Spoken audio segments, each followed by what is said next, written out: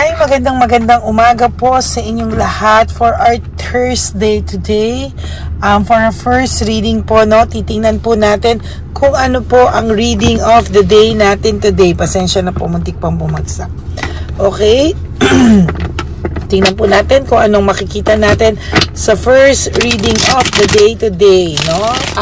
Sana po napanood nyo na po lahat yung second reading yesterday at yung third reading. Naghabol po ako dahil gusto ko pong bumawi sa inyong lahat. Kaya ayan po, eto na po.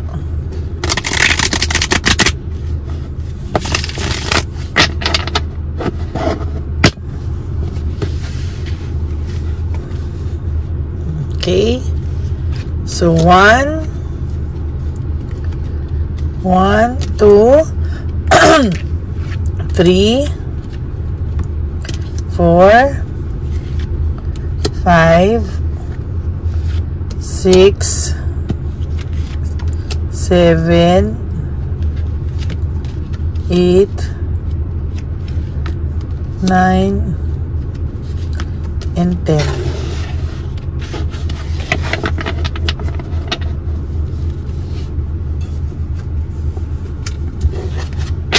Lagay muna po natin to dito.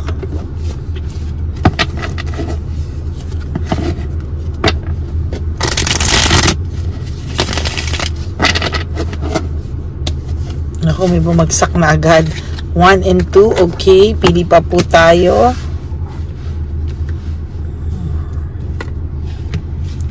Three,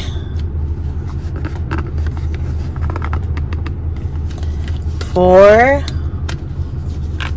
5, 6, 7, 8, 9, and 10.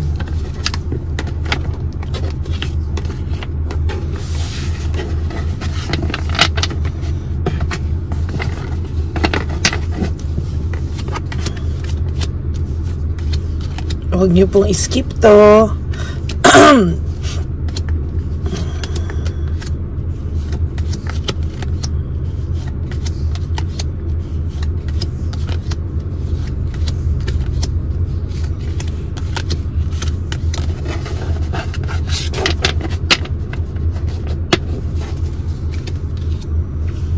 Okay.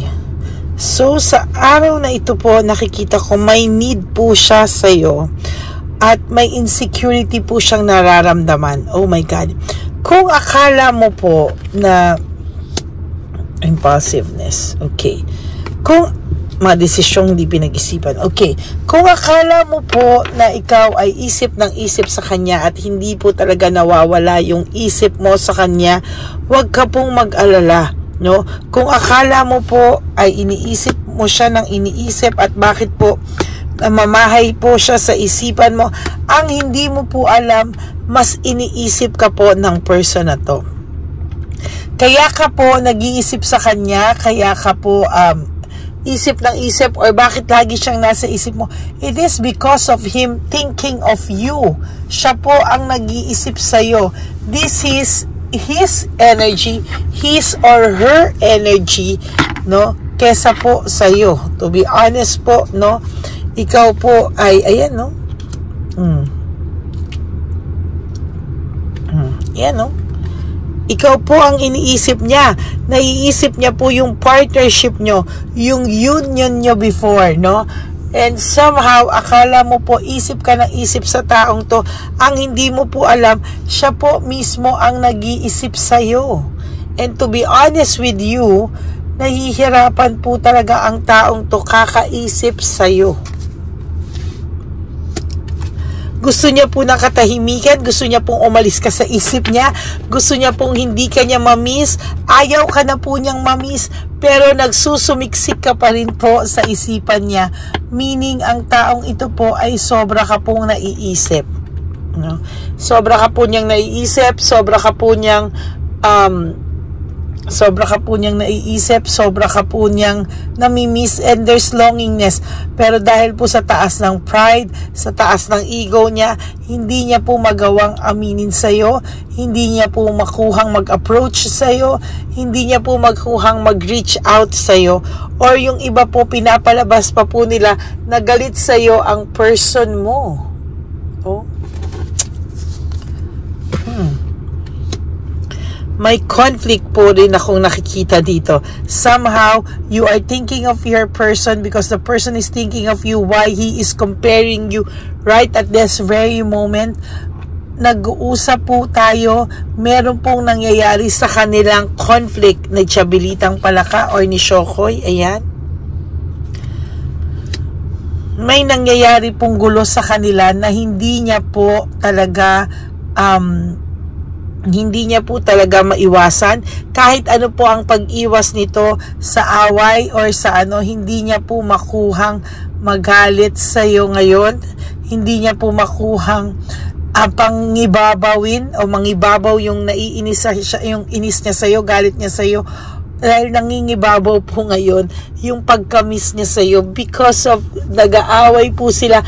And to be honest with you, nakokompara po niya ikaw talaga dito sa taong to. Pero may nakikita po ako ditong hard work, no? Gusto niya pa po talagang magyabang, ipakita talaga sa iyo na hindi kanya namimiss. Convince niya po yung sarili niya na hindi kanya namimiss at kinukumbinsi ka rin niya na hindi kanya namimiss sa pamamagitan po ng mga post niya, mga kung ano-ano niya. Pero sa totoo lang po, no? Hindi po talaga ikaw maalis-alis sa isipan nitong taong to, no? Ginusto niya po ng new beginnings, ginusto niya pong malayo sa'yo, pero somehow, pilit niya pong pinapanindigan, pero sometimes he is a failure. Naiisip ka po niya, at lalo na, naiisip niya po yung mga times na nasaktan ka niya, parang failure po siya na matanggal ka sa isipan niya, no? Hindi po niya kinakayang tanggalin ka just like that. Akala niya po ma-erase ka niya sa life niya ng isang pitik na ganyan, pero hindi po, no? Siya po ang pinipitik-pitik ngayon para maisip na nasaktan ka niya ng sobra. Meron po siyang nararamdaman right at this very moment. Meron siyang fear, sadness, and loneliness, no? So nakikita niya po ngayon, sorry po, nangatinalan muna ko. Meron po ako nakikita sa kanya na nakakaramdam siya ng fear, sadness, and loneliness, no? Matinding lungkot po, yung talagang lungkot na hindi niya po maikakatanggi o ikakatanggi. Pasensya na po kayo, minsan yung Tagalog ko mali-mali. Hindi niya po maitanggi, hindi niya po maikatatwa, no? Talagang yung nararamdaman niya pong loneliness is somehow medyo malalim, mabigat. Yun ang word po, malalim at mabigat, no? Dissatisfied po siya sa buhay niya ngayon. There's lack of inner joy. Sa totoo lang po, masaklap po talaga yung nararamdaman niya, no? Somehow dissatisfied siya sa buhay niya, lack of inner joy, pero may mga nababalitaan po siya na ikaw daw ay okay na, somehow you are adjusting with your life. May nakikita raw ng ibang tao minsan na masaya ka na at nagpupunta ka rin kung saan-saan, or meron ka na ring sarili mong life, or may ginagawa ka na rin to finally divert your attention away from this person, no? Ayan, no? Somehow po, sa nakikita ko, nakaka-adjust ka na po, no? Oh my God, sorry po. Ang gulo ng camera natin, ano? Yan, no? Tingnan nyo po talaga, oh. Nakikita niya po, at ayaw niya po yan.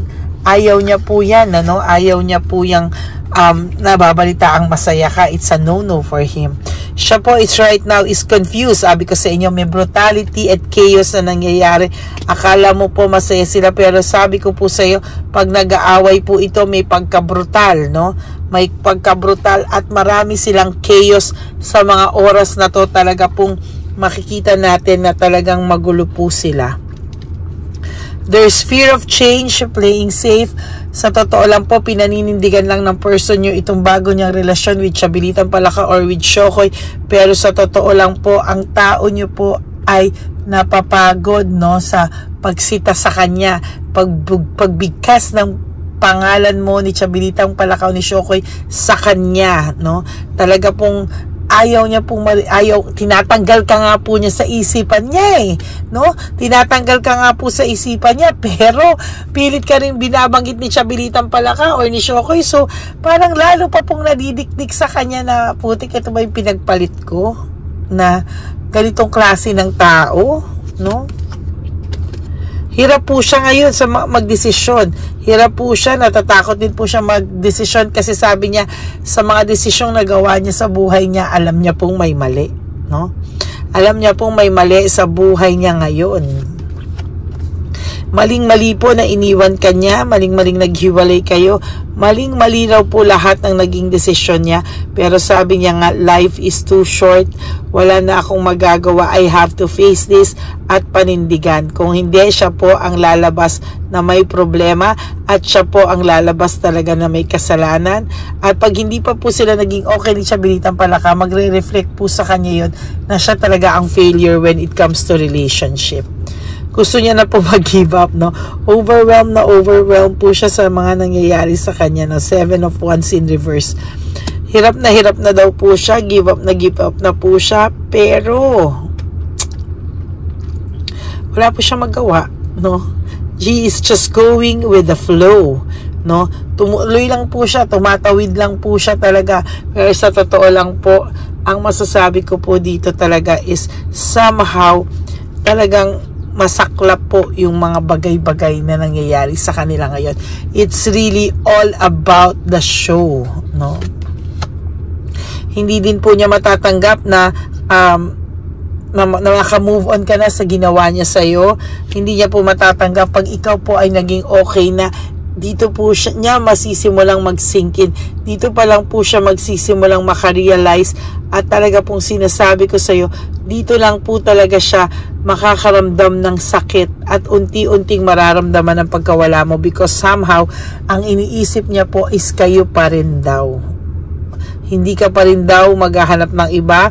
Self-victimization, nakatrap ka daw po sa kanya, sa pain na binigay niya sa'yo. Hindi ka daw po agad-agad makaka-adjust, hindi ka daw po agad-agad makaka-move on. Lagi mo raw maiisip yung trauma binigay niya sa'yo. So somehow, someday, pag bumalik siya, nandyan pa raw siya sa puso mo. Eh di wow. Siya po ang nag-cause ng broken family, shattered dreams sa'yo, or yung pagsasama niyo po is somehow, ayan o, naging magulo o naghiwalaya kayo because of him, pero sa'yo niya po lahat sinisi. When it comes to financial security, meron siyang financial loss, meron silang pinagdadaanan ni Chabilitang Palaka, pero kung makikita mo to, akala mo kung sinong mga mayayamang larga ron, larga dito, gastos doon, gastos dito, panay pagpo-post ng kung ano-ano, pero believe me po talaga, no? Lahat po to is all about the show. They are just maintaining the control.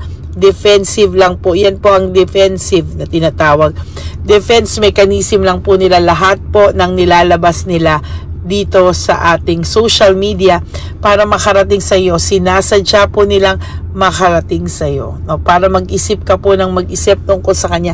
Kaya ma'am and sir, kung iniisip niyo po mga kapatid, na iniisip niyo siya at hindi siya nainis na kayo, hindi siya maalis-alis sa isip niyo, believe me po, kayo po ang iniisip ng taong to. Okay? So that is his or her energy. Huwag po kayong maapektuhan, no? Laban lang po kayo. Okay? So that is our first reading for today, Thursday.